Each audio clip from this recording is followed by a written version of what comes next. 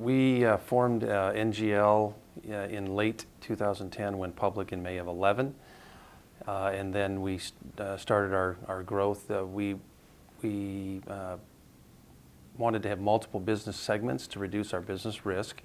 So we're in the crude oil logistics, NGL logistics, water services, and retail propane sectors.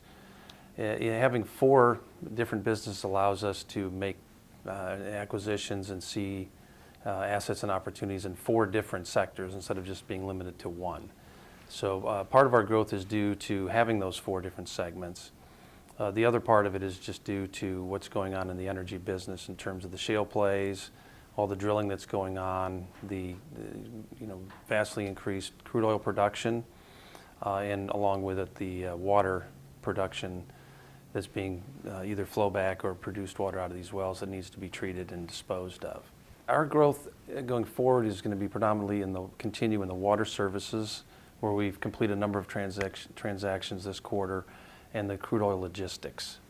In crude oil, water and NGL, we were able to go to the producer and say, well, we can take and market your crude NGLs or water and take it all the way to the end customer or just dispose of it into the ground.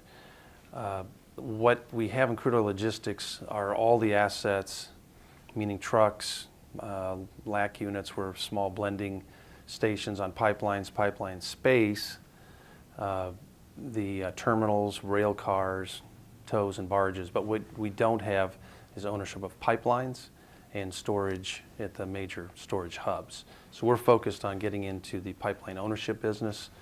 We'll take one step at a time. We anticipate being a minority owner, non-operator, and then building our pipeline business up from there.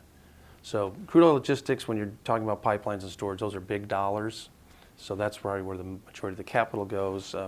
The water services, we've made quite a few acquisitions, and now we're focused on internal growth, just drilling our own wells and building our own facilities.